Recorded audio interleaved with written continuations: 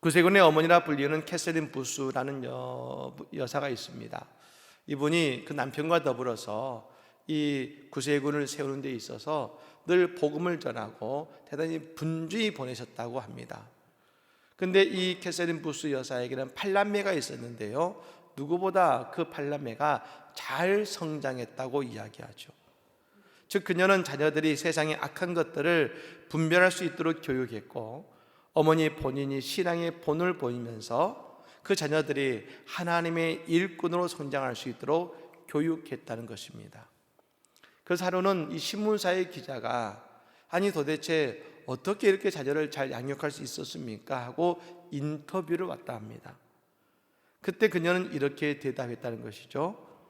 마귀가 나쁜 생각과 습관을 아이들에게 주기 전에 좋은 생각과 습관을 먼저 알려주었습니다. 악한 생각과 감정이 그들을 지배하기 전에 아름다운 믿음을 심어 주었습니다.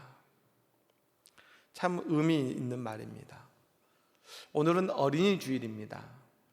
이제 다음 주일 우리는 어버이 주일을 맞이하면서 온 가족이 함께 이 본당에서 예배를 우리가 드리게 되겠습니다만, 근데 오늘 어린이 주일을 맞는 그 가운데 오늘 성경 속에서 예수님이 아이들을 어떻게 바라보시고 예수님이 바라보시는 그 아이를 바라보신 예수님의 마음이 무엇인지를 우리는 한번 묵상해 보고자 하는 것입니다. 어느 통계를 보니까요, 세계적인 CEO 50명들 가운데 대부분이 어렸을 때에 가정에 대한 그 좋은 기억이 있다고 얘기합니다. 즉 얼마나 유명한 대학을 나왔느냐가 인생의 성공의 척도가 아니라 그들에 의하면 그들이 어떤 가정에서 어떤 분위기 속에서 자랐느냐가 중요하더라는 것입니다. 유대인들은 자녀 교육관으로 대단히 유명하죠. 유대인들의 성공 비법을 말하면 반드시 나오는 것이 자녀 교육에 대한 이야기입니다.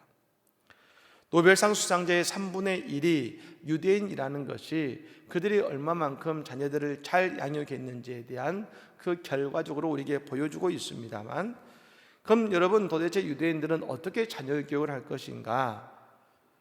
첫 번째 두 가지를 말할 수 있는 첫 번째는 이것입니다. 거주지 선택하는 데 있어서 대단히 중요하게 여긴다는 겁니다. 어떻게 근데 그 거주지를 선택하느냐? 반드시 회당 옆에 그 거주지를 삼는다는 것이죠. 그 집이 회당을 걸어갈 수 있는 거리 안에 그들은 집을 구하고 그곳에서 사는 것입니다.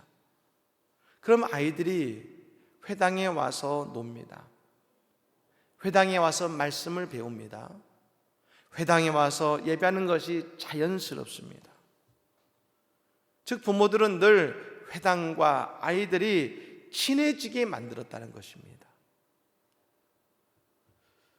동시에 두 번째로 유대인 부모들이 이 아이들을 교육할 때에 반드시 존경할 만한 사람을 가르치고 존경할 만한 사람을 선택하게 만든다는 것입니다. 여러분, 이 사람이 다윗, 모세, 링컨 이런 우리가 볼 수 없는 이야기로만 들을 수 있는 사람이 아니라 지금 구체적으로 살아있으면서 눈으로 볼 수 있고 또 그 말을 들을 수 있고 배울 수 있는 구체적으로 존경하고 닮고 싶은 사람을 반드시 선정하고 그리고 보여주면서 그리고 그 사람을 본받으라고 말합니다. 이 사람을 닮으라고 말한다는 것입니다. 여러분, 우리가 자녀들을 키울 때 대부분 부모님을 보고 자랍니다만 아이들이 어릴 때 어떻습니까? 아직 그때 어머니 아버지도 20대 30대지 않습니까?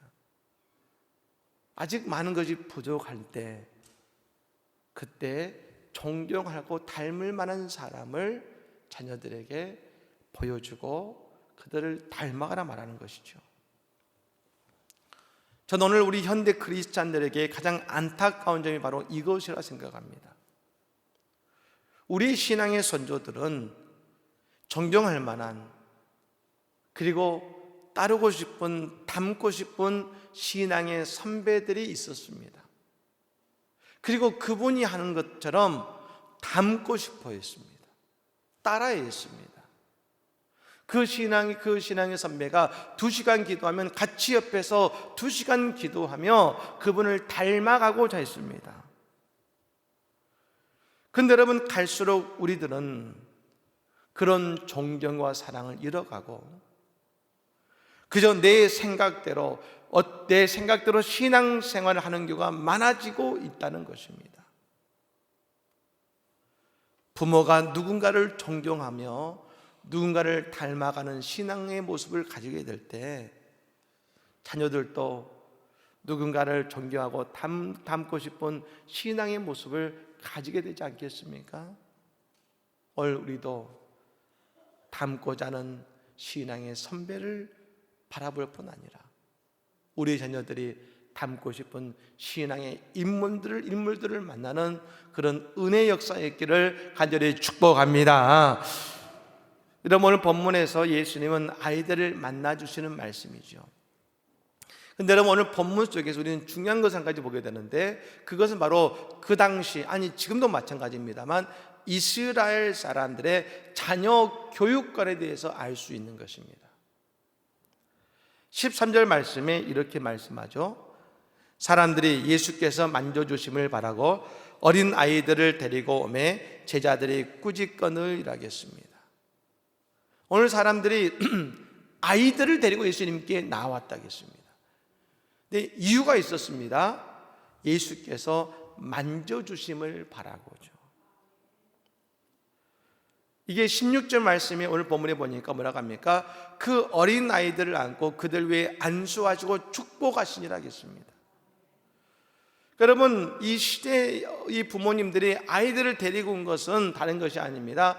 예수의 말씀을 들어도 이해 못할 어린 아이들까지 데리고 온 이유는 예수님에게 그 아이들 머리 위에 손을 얹어주시라고, 그리고 그 손을 얹음을 통해 축복받으라고 아이들을 데리고 나왔다는 것입니다. 여러분, 우리가 오병이의 기적을 할 때에 그곳에 5,000명이 모였습니다. 성인 남자만. 그곳에 남녀노소가 있다고 했습니다. 그 광야 가운데 부모들이 어린 아이들까지 데리고 왔다고 했습니다. 왜요? 그 광야까지 데리고 온 이유는 다른 것이 아닙니다. 예수님께서 그 아이들 머리에 손을 얹어 주시라고 말입니다.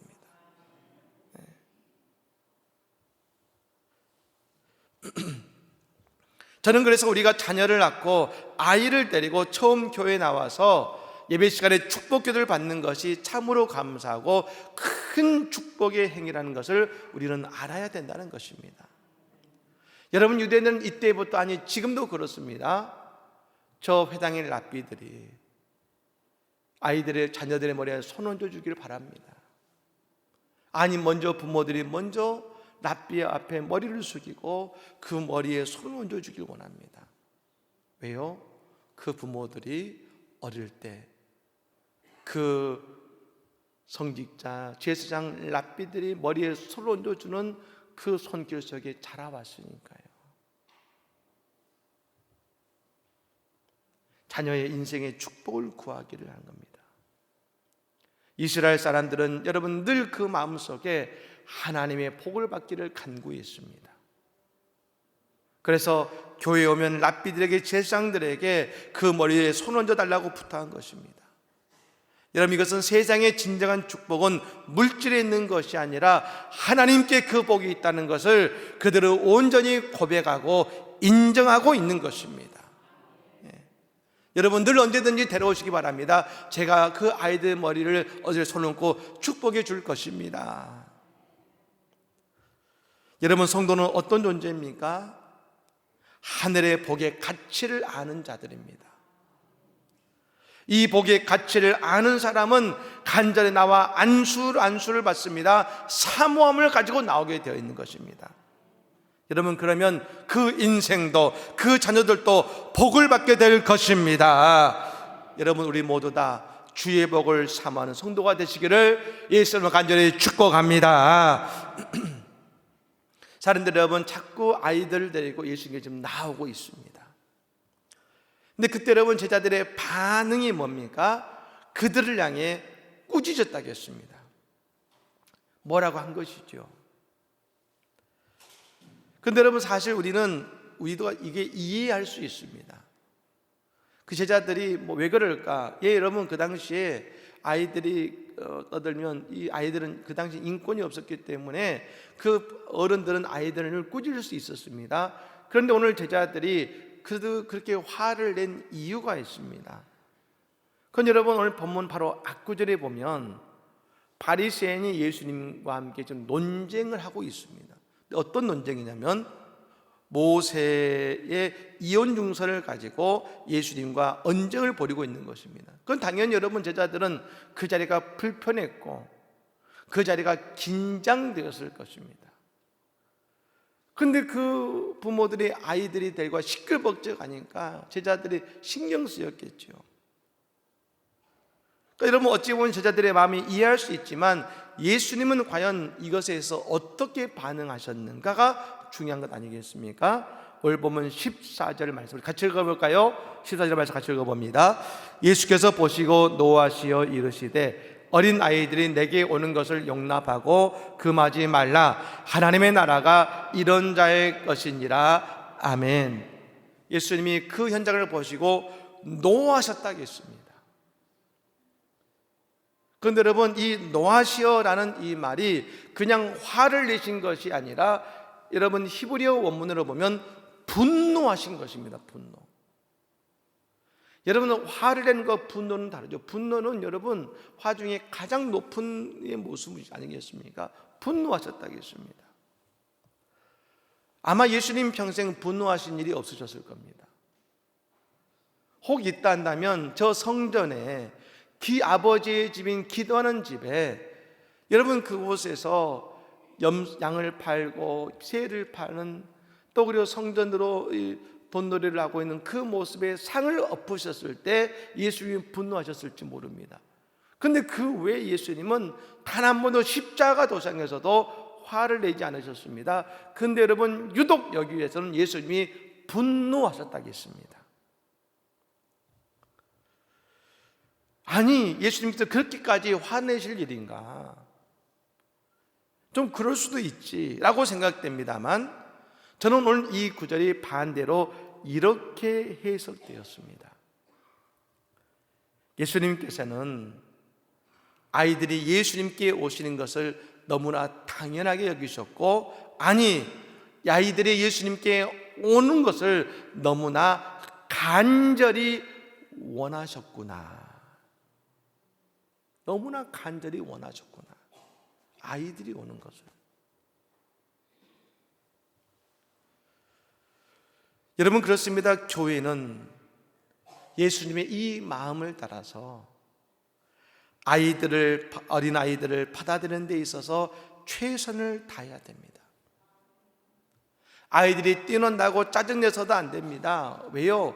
그게 예수님의 마음이니까요. 유럽에 있었던 일입니다. 성당에서 미사를 드릴 때 여러분 신부님 옆에는 늘 복사라고 하는 어린 아이들이 있습니다. 그 아이들이 옆에서 신부님의 그걸 도와줍니다만 근데 이 한 소년이 실수로 그 포도주 잔을 땅에 떨어뜨렸습니다.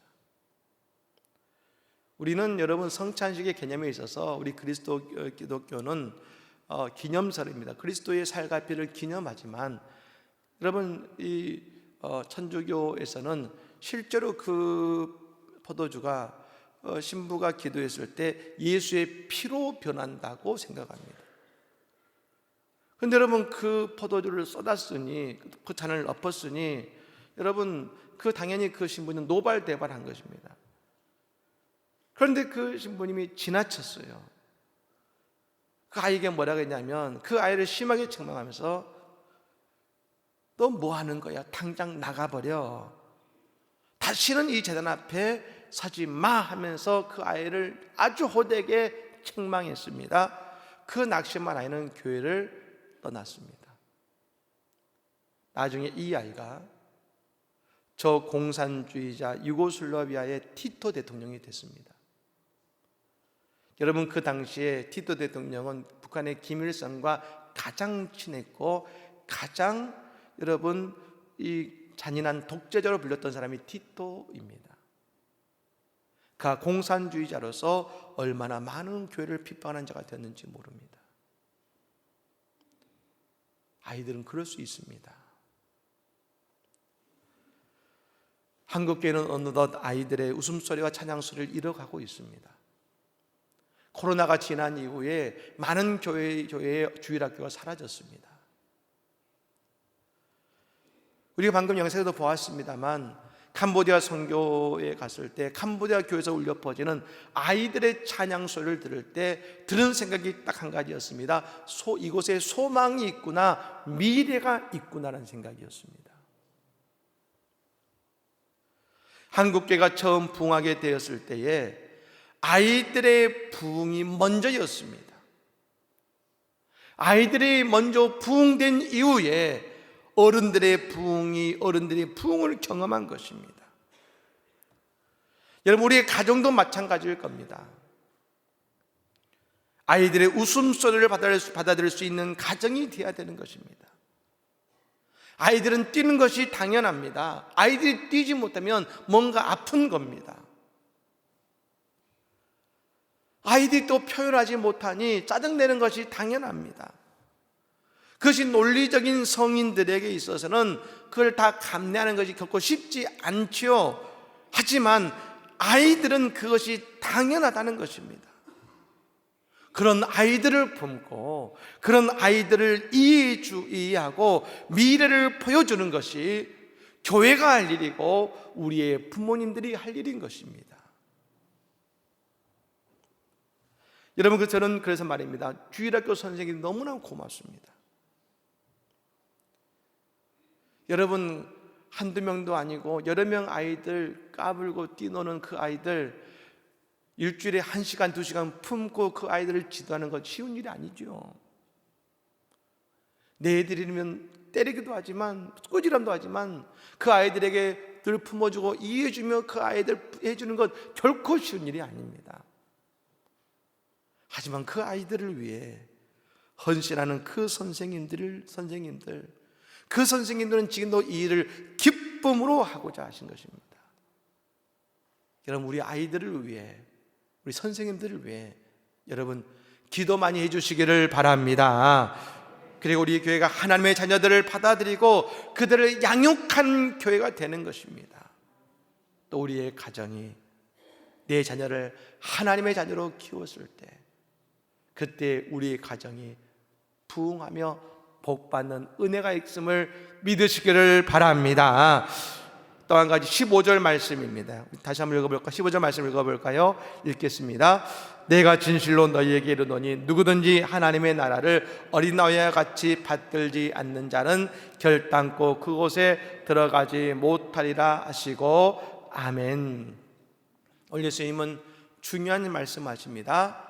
아이들은 하나님의 나라를 받아들인다는 겁니다. 아이들의 특징은 하나님 나라를 받아들이는데 달리 말하면 어른들은 받아들이지 못한다는 것입니다. 죄인들이 하나님 나라에 들어갈 때 공통적으로 두 가지를 말합니다. 회개함과 믿음입니다. 근데 여러분, 누가 회개할 수 있습니까? 누가 믿을 수 있습니까? 바로 어린아이와 같은 사람입니다. 우리가 아이들에게요 분명히 말해줍니다. 넌 이것은 잘못한 거야. 이건 잘못한 거야 라고 얘기해주면, 그거 타일로 주면 아이들은 자신의 잘못을 인정하고 행동을 바꿉니다. 아이들은 분명히 바꿉니다. 그걸 받아들입니다. 그것이 뭡니까? 회개할 수 있는 마음밭입니다. 내 세상을 살아가는 우리들은 마음밭이 길가봐 같습니다. 굳어 있지요. 그런데 아이들의 마음밭은요, 갈아엎은 밭과 같습니다. 부슬부슬한 토양과 같습니다. 그러니 모든 것을 받아들입니다. 여러분, 어린아이와 같이 자신의 잘못을 인정하고 행동을 바꿀 수 있을 때 우리의 삶의 방향이 달라지는 것입니다. 오늘 똑같은 말씀입니다만 마태복음 18장 3절의 말씀에 마태는 이렇게 기록하고 있습니다. 이르시되 진실로 너희에게 이르노니 너희가 돌이켜 어린 아이들과 같이 되지 아니하면 결단코 천국에 들어가지 못하리라. 똑같은 말씀 같습니다만 하나님의 여러분 이 하나님이 나를 받아들인다는 것을 뭐라고 하고 있습니까? 어린 아이와 같이 돌이켜라 하겠습니다. 돌이켜. 여러분, 우리가 오늘 인생의 삶을 돌이킬 때에 우리는 하나님의 나라를 받아들일 수 있는 것입니다. 돌이켜요. 돌이키는 것은 회개하는 것입니다. 변하는 것입니다. 새로워지는 것입니다. 그런데 언제 가능합니까? 우리의 마음이 어린 아이와 같을 때만이 가능한 것입니다. 아동심리학자들이 그런 얘기를 하죠. 아이가 어리면 어릴수록 그 아이들이 어떤 모습이든지 빨리 회복되고 빨리 바뀐다고 말합니다. 오늘 우리가 어린 아이와 같을 때 우리는 오늘 우리의 삶의 모습을 변화시키고 오늘 우리는 하나님의 은혜 속에서 하나님의 나라를 살아가게 될 줄로 믿습니다. 오늘도 우리는 주님의 말씀을 받아들이고 말입니다. 오늘 나의 잘못을 회개하고 나를 돌이켜 하나님이 인도하시는 하나님의 나라로 우리는 살아가야 되지 않겠습니까? 여러분, 그러므로 우리 모두 다 어린 아이와 같은 신앙으로 날마다 나를 변화시키고 새롭게 하는 죄 복된 성도들이 되기를 간절히 축복합니다. 또한 뿐만 아니라 우리 아이들이 하나님의 복을 사모하게 만들고 그리고 하나님의 은혜를 사모하게 만들어서 늘 그러므로 우리 자녀들을 주의 복음으로 축복하고 양육함을 통해서 우리 자녀들이 그리스도 안에서 장성하여 하나님의 일꾼이 되는 그런 놀라운 역사를 경험하는 우리 모두의 가정이 다 되시기를 예수님으로 간절히 축복합니다. 아멘.